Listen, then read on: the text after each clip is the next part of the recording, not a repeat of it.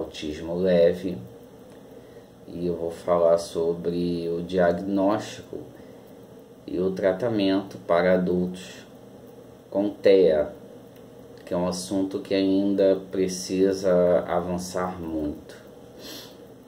O número de diagnóstico de TEA tem crescido nos últimos anos e grande parte da conversa se concentra nas crianças. Esse foco é compreensível.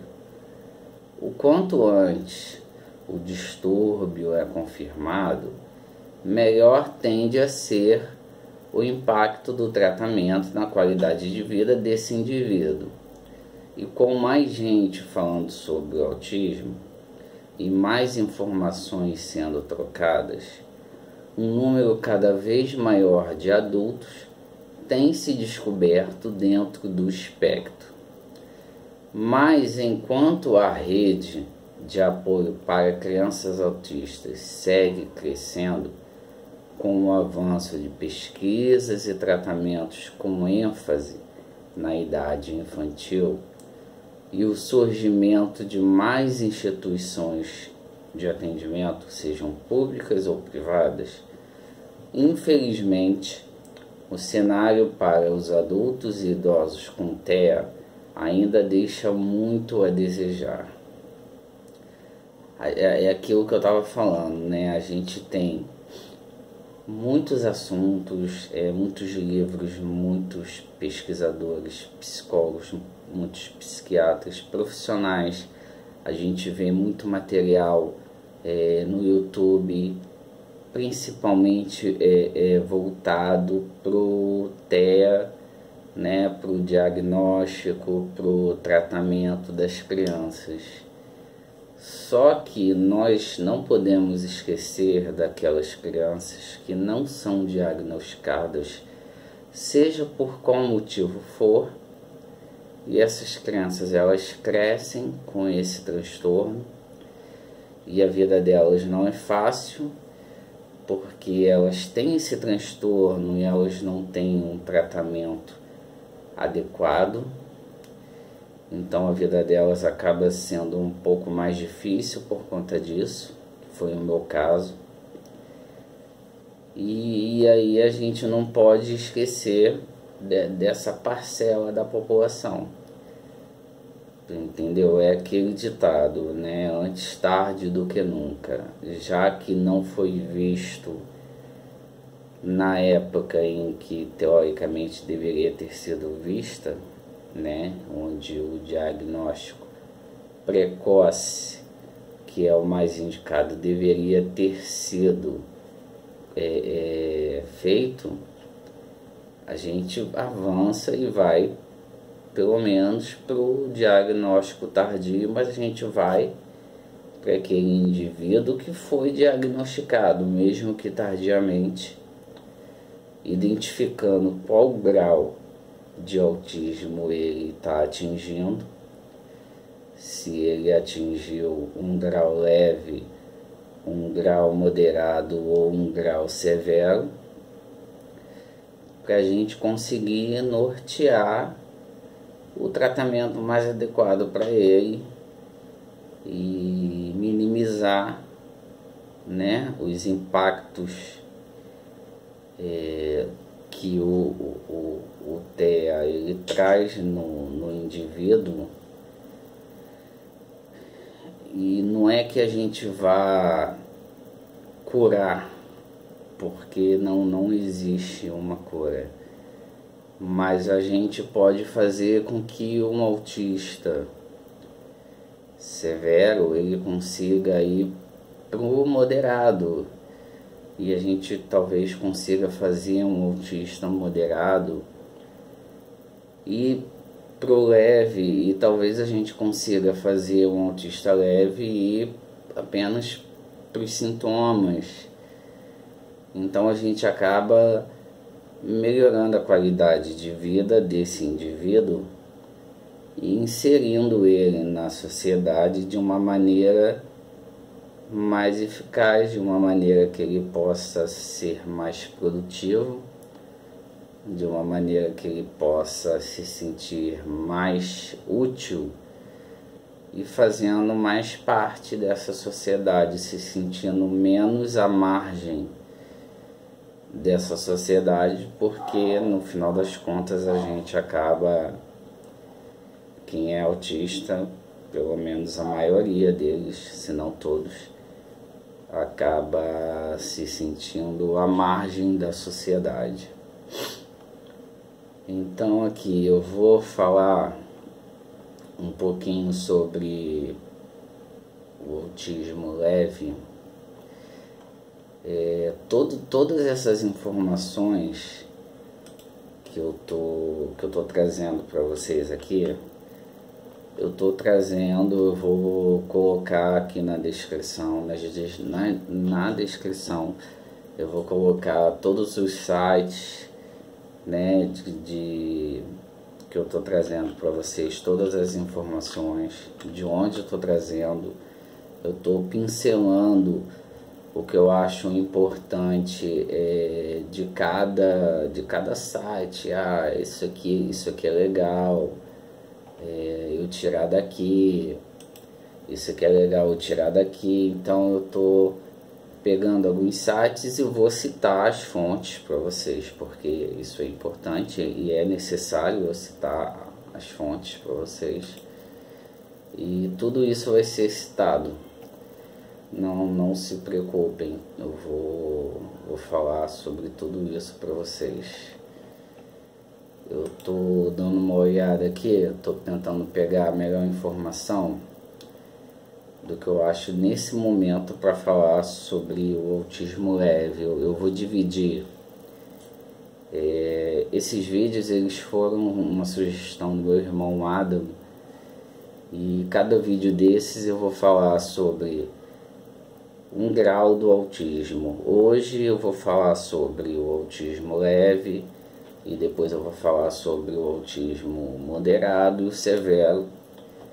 E talvez eu precise subdividir, porque é um assunto muito vasto e tem muita coisa para a gente falar.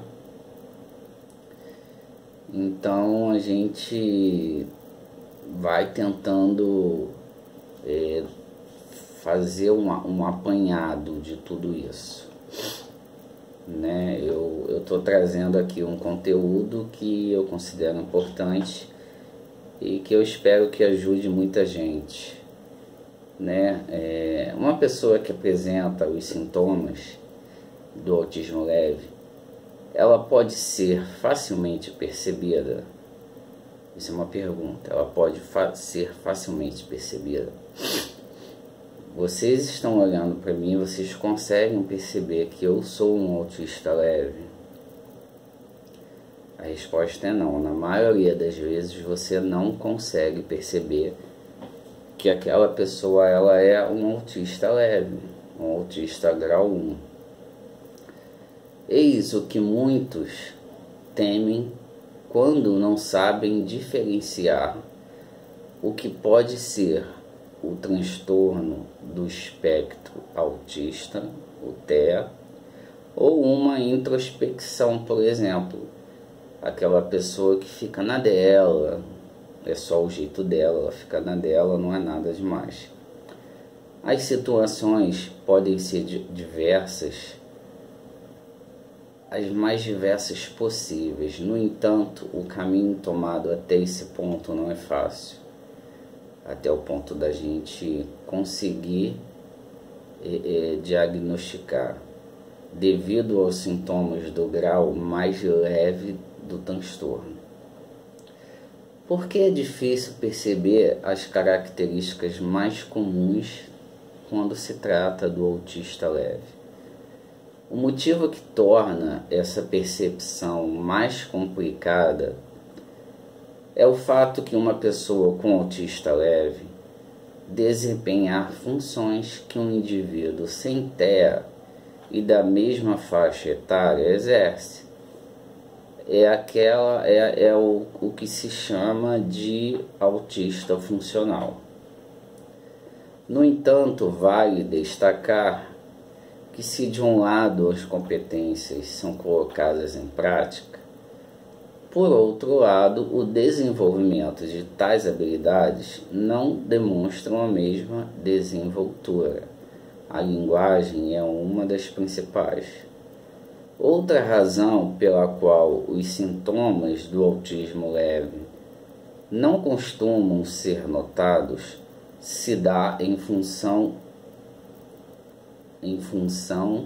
da pessoa conseguir ir até o trabalho, interagir com os colegas do trabalho de uma forma bem reticente, o que muitos acabam confundindo com timidez. Quais são os sintomas mais comuns no autismo leve? Pouco contato visual, interação social e conversas aquém do esperado para a idade, não aceitar imposição de regras, inflexibilidade para modificar de alguma forma alguma coisa que faça parte da rotina, linguagem verbal fluida, mas de forma mecânica, ausência de contato visual constante, não costuma responder quando chamam pelo nome, a existência de estereotipias e repetições. As estereotipias são as movimentações. Por exemplo, eu mexo muito com as mãos, eu mexo muito com a cabeça, faço algum movimento com a cabeça, ou eu mexo muito com as mãos, estalando muito as mãos, né? Às vezes os pés. Apego demasiado a um determinado objeto. Aqui eu não falei, mas tem a questão da rotina também. A rotina é uma coisa que independe do grau do autista. A rotina ela está ligada ao autista, e quanto maior o grau, maior o apego e a intensidade a essa rotina.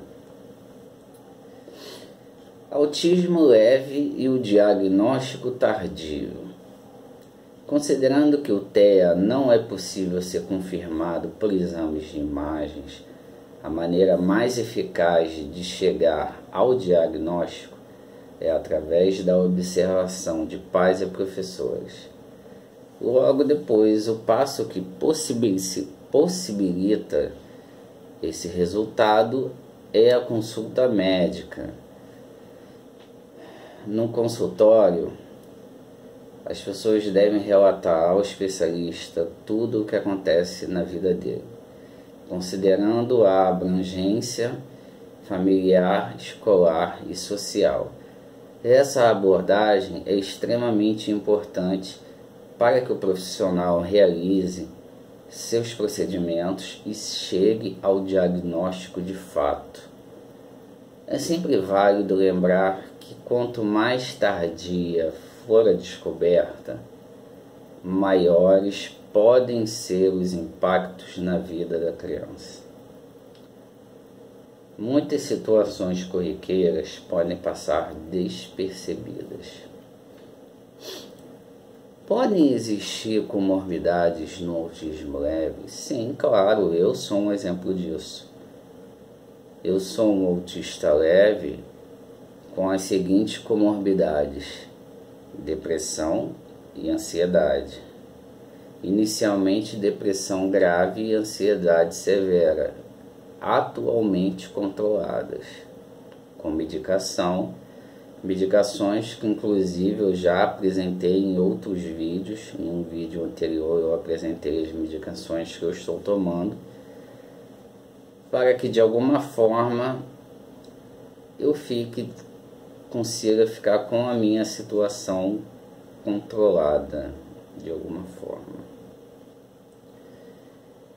Então, podem existir comorbidades no autismo leve? Sim, é possível haver comorbidades neurológicas em todos os casos de autismo, inclusive no autismo leve. As situações mais frequentes são o transtorno de déficit de atenção e hiperatividade, o transtorno opositivo desafiador, o transtorno bipolar, tem a questão da ansiedade, tem a questão da depressão. Isso demonstra a real necessidade de um tratamento que acompanhe a pessoa por um bom tempo.